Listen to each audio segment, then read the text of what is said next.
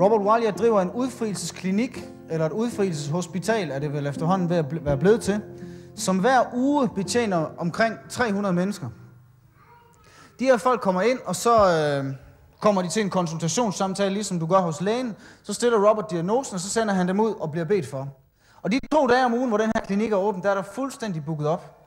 Folk bliver hjulpet med følelsesmæssige bindinger, angst, sorg, smerte, forkastelse osv.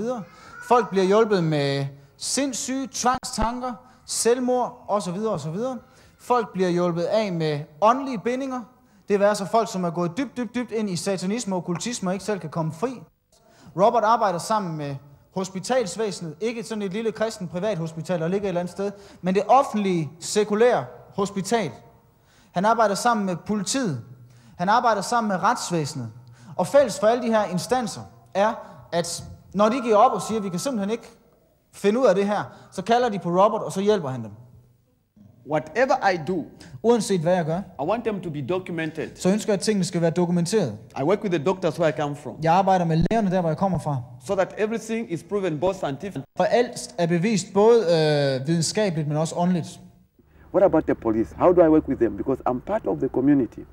The police also they have a task because they've got certain cases which is beyond their, their ability. They can arrest these people doing evil things, jail them.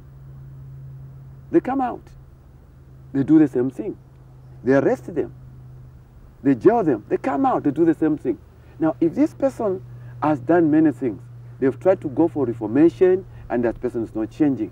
So what they do now, they say, no, this is spiritual. This person now, before we lock him up or her or jail, let's take them to the counseling. So now they bring this person, and we may find that this thing is spiritual. And in the presence of the officers, we pray for this person, cast out evil spirits, making this person a problem. A person is set free, and we send them back to the community. And the police are happy. Because there are certain things the police cannot do. Fordi der er visse ting, politiet ikke kan håndtere.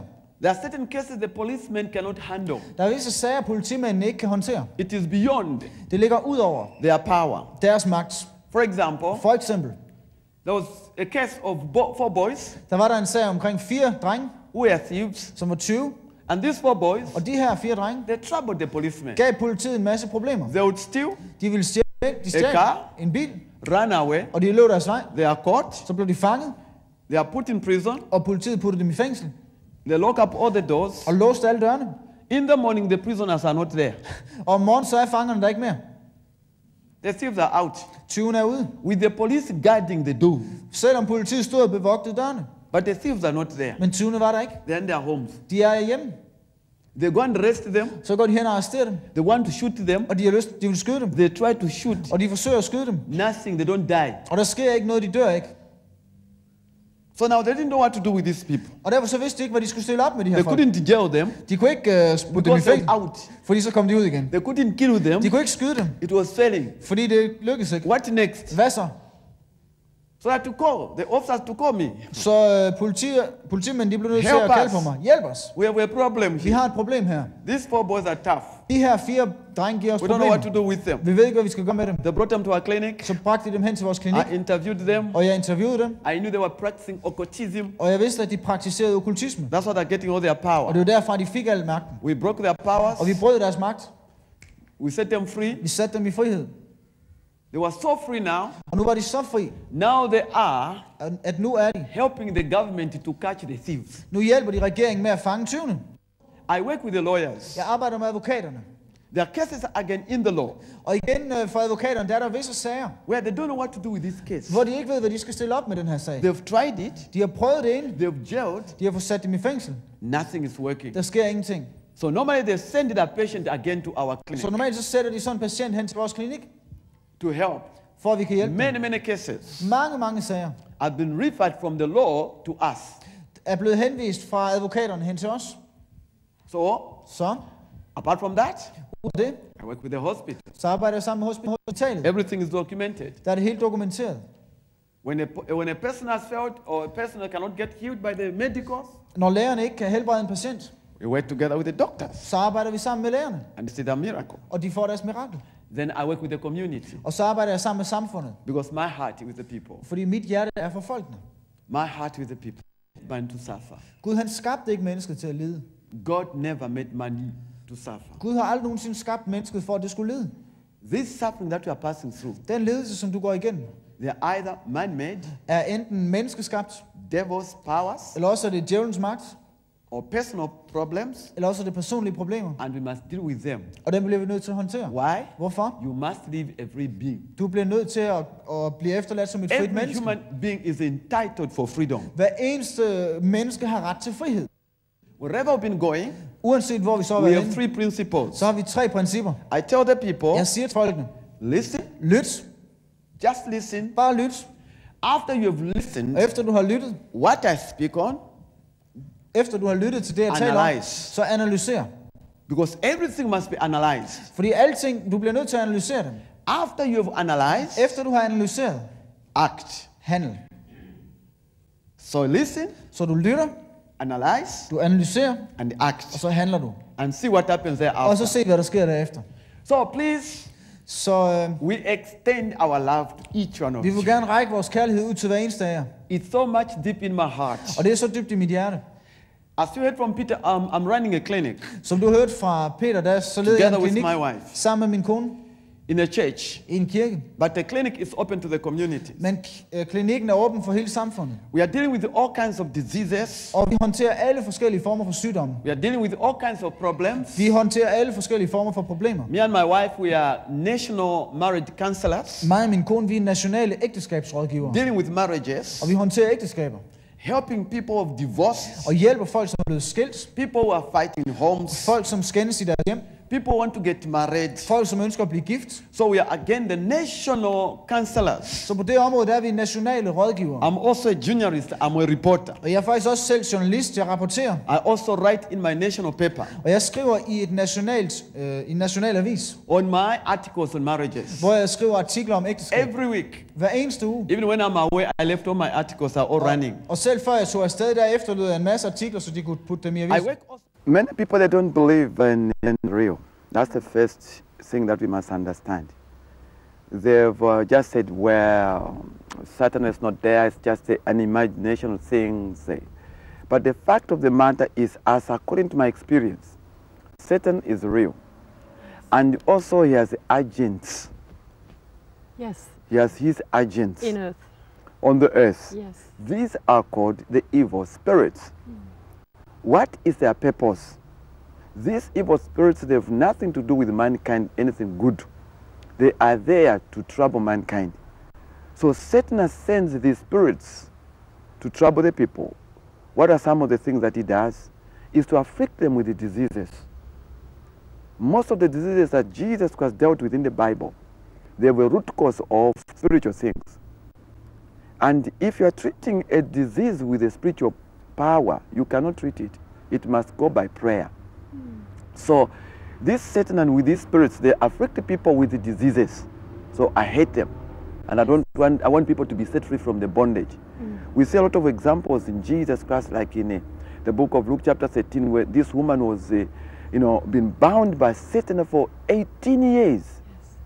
And Jesus said, could not this woman be set free who has been bound by Satan for these years? And he touched and kicked out Satan. And you see many, many sicknesses in the Bible. They are as a result of these evil powers. They hate mankind, they want to trouble mankind. So I hate them because they afflict mankind with diseases. Not only that, they afflict mankind mentally. And find most of the diseases which we call mental problems today are not basically something that we can see is a biological thing. Most of them, they are under torture for spirits. People that don't sleep well in their homes, they have nightmares, Yes. They can't sleep well. No. They see strange figures, they see strange people, Yes. Yes, have nightmares. nightmares. Where are these nightmares coming from? If there are no evil spirits, they are there, but they cannot see them with their eyes. So that's why we must help the people. These evil spirits, they also bring in what we call, they want to drive people from God. They don't want people to know God.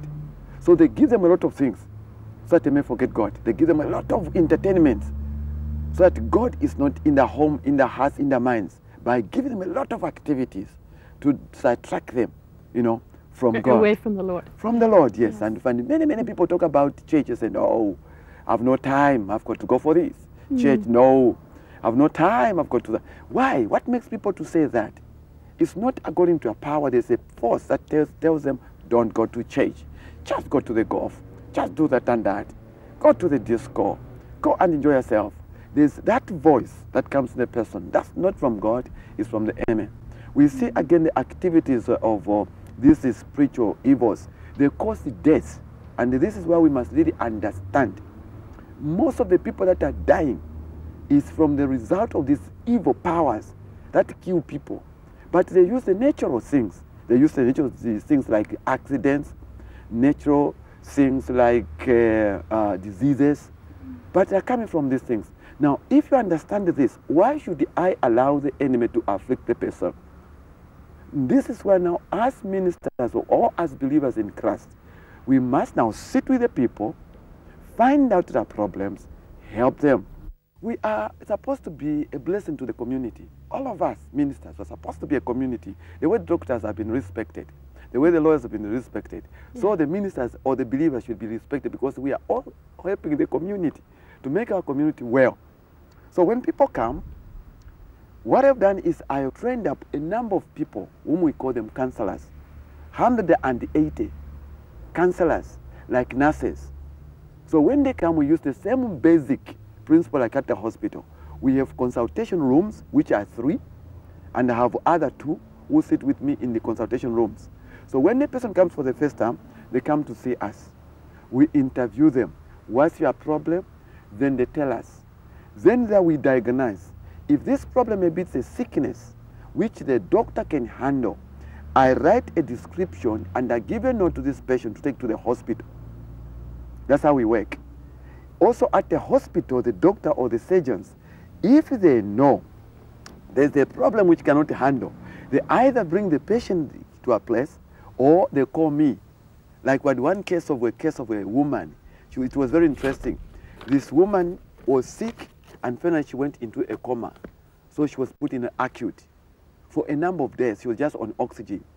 And then the doctor, since they know me, they said, please, we don't know what to do with this woman. And the relatives are saying, please, doctors, save this woman. We don't want her to die. But the doctor said, but we have tried. And now if we remove the oxygen, this woman, obviously, that's the end. So one of the doctors phoned me and says, please, friend, come. We have this problem at the hospital. Could you come and help us? I said, okay, I'm coming over. So I drove to the hospital, and they took me to the acute, and then we found this woman was already in oxygen, and she has been in that state for 3 days, and they didn't know what to do. So he said, we don't know whether this is spiritual or physical, but physically we have tried. Maybe let's try, spiritually. So then I touched this woman on the forehead, and I prayed, Jesus, save this woman, heal her. Before I could stop praying, the woman jumped out of her bed. Oh, that's wonderful. And the doctors came and removed everything. She was instantly healed, instantly delivered, and discharged. And she went home rejoicing. Is that quite normal for you? It's normal. For me now, I've seen that. I think miracles are just normal as the doctor cures the diseases. It's very normal. So that's how you see that when they come now, we hear and we find out which is the problem. If it's a physical, we now give them the physical counseling. If it's just maybe mere counseling, we counsel them and help them. How do you differ between spiritual and physical diagnosis? I think it depends on the case. Okay. Depends on the case. Yes. That's why we say it just depends on the case. Maybe there's a child abuse, maybe this couple, they are fighting and all these things. Maybe both of them, they will need the counseling, and we help them. So there are certain things that we just need the counseling. Yeah. But if we know this problem, no, the person has tried that, and it's not working, then we say, okay, let's now try if it's spiritual. Now, once I describe that one, whatever the problem is now, I open a file for this patient, just like at the hospital, get all the particulars, all the details, and then I write now on that particular card what that day we are praying for. Then I give my patient another card number so that we can now call for the second appointment. And when that patient comes, he just comes back to my secretary with that card, and the secretary gets it on the file, and we see what we prayed for and what we need to pray for. So then the person now, I write a description, he goes to other rooms because we do it privately, it's not public. We want to respect people's opinion, people's secrets. So now, this person goes to another counselor where it takes up this slip, just like pharmacy, you go and get your medicine now. You take this slip to the counselor in another room. There now the counselor starts to pray for this person. And after praying for this person, then they are released. So when they go, if we have given them a second appointment, they come back. And we have seen, what I'm saying is correctly documented, 80% of diseases and problems in social life have been cleared by prayer through Jesus.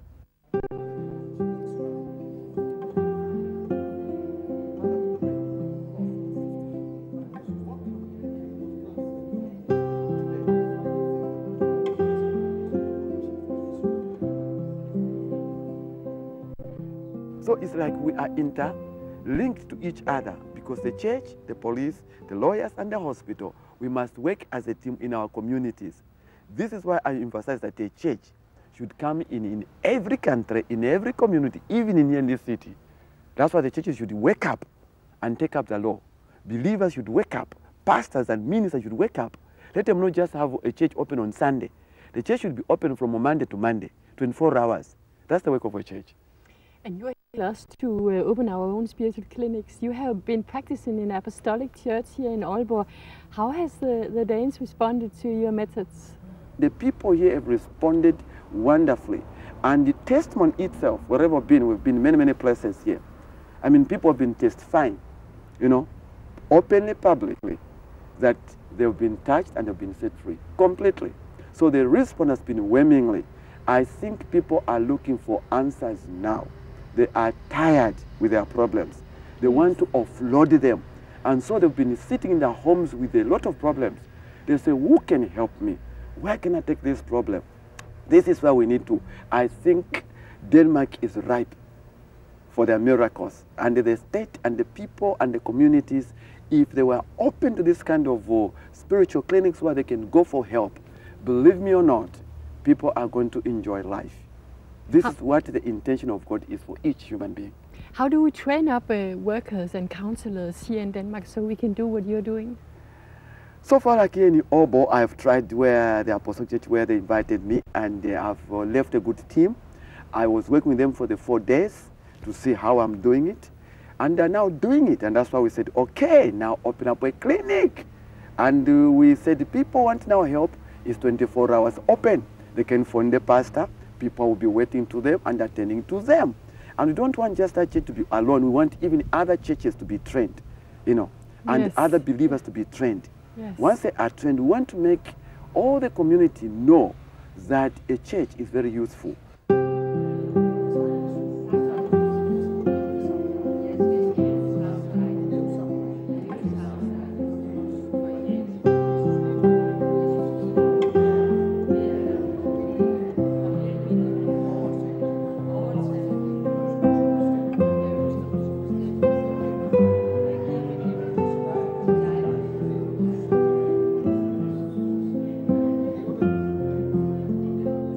There is a group that you don't understand. Der er en gruppe, som vi ikke forstår. That you cannot even see maybe with your own naked eyes. Som du ikke engang kan se med dine egne fysiske øjne. Which is oppressing us. Som undertrykker os. And many people are crying. Og mange mennesker, de græder. And they don't know where the answer will come Og de from. ved ikke, hvor løsningen skal komme fra. The good news is this. De gode nyheder er det her. For God so loved you.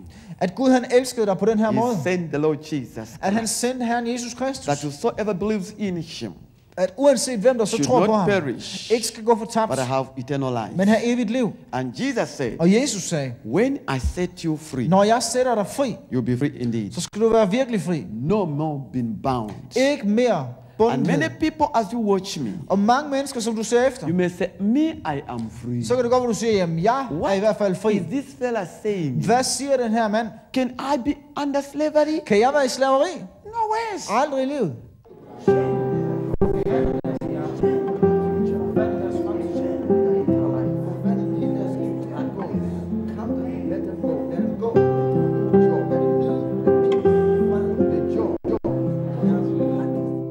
Kick out the foreigners. Spark fremmedlemmerne ud. They've troubled you for too long. De har givet dig alt for mange problemer. They've stayed in that home for too Og long. de har boet i dit hjem i alt for lang tid. Open the door Åbn døren and kick them at the back. og spark dem ud. Each one of them. Hver eneste af dem. Let them run Lad dem løbe deres so vej, that you may remain free. så du kan forblive fri. Your body is like a city. Din krop er som en by, It has many parts. og der er mange dele. It operates many parts. Og det opererer på forskellige What vis. the leg does Det som benene gør, is not what the arm er does. ikke hvad armen gør. What the eye Og does det som øjet gør, is not what the ear er ikke hvad does. øret gør. This is a big thing. Det her er en stor virksomhed. A very complicated city. Meget kompliceret by, It has many compartments. hvor der er mange afdelinger. Many things. Mange forskellige ting. Many things. Mange forskellige ting. Many rooms. Mange rum. It doesn't operate in one. Og, It doesn't operate in one. og det opererer ikke kun på en måde. It operates in different på mange forskellige måder. different.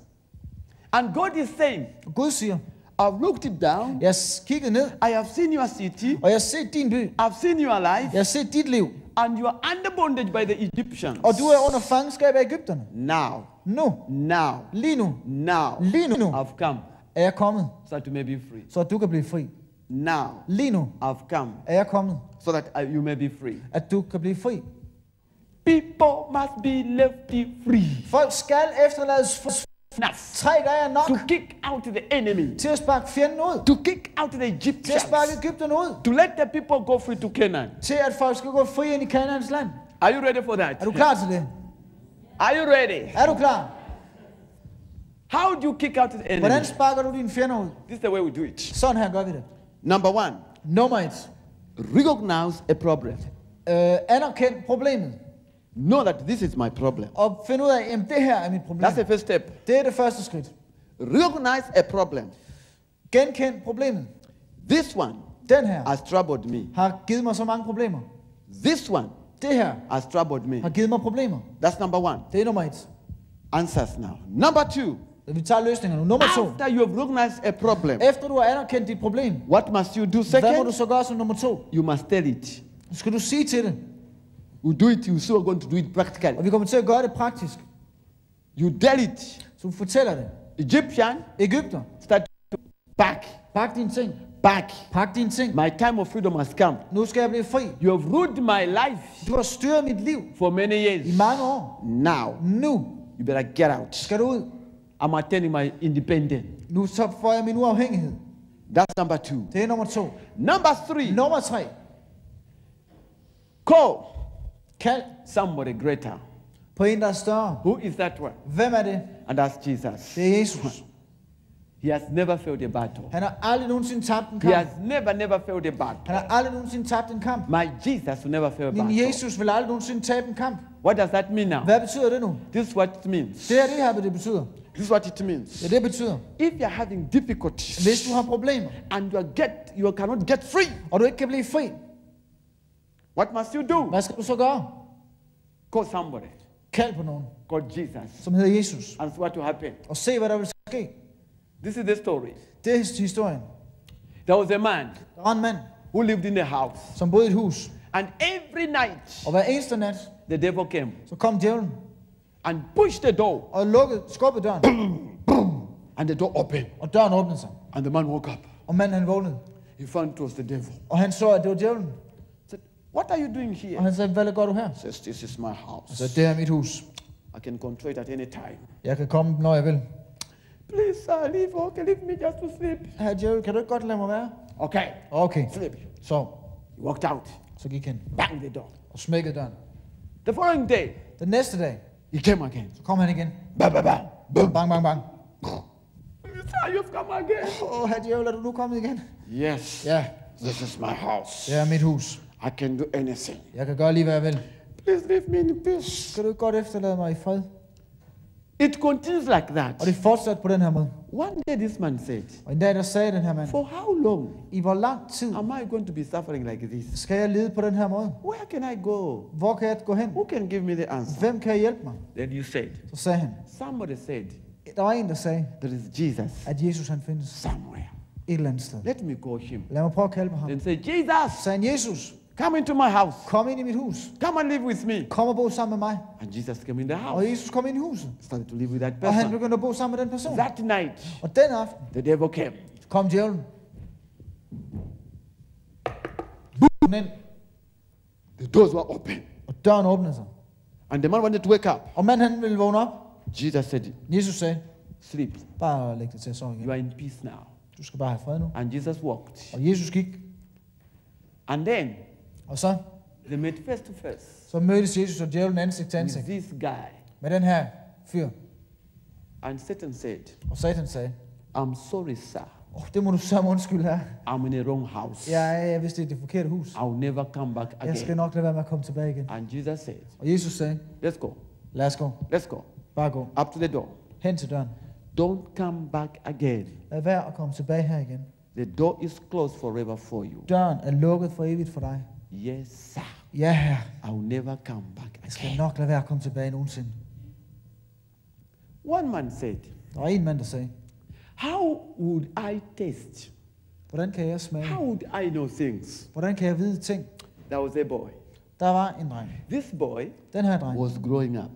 Han voksede op. And as this boy was growing up, Og som han voksede op, he had never eaten så havde han aldrig nogensinde ice smagt cream. is. He had never eaten ice Han cream. har aldrig nogensinde smagt is.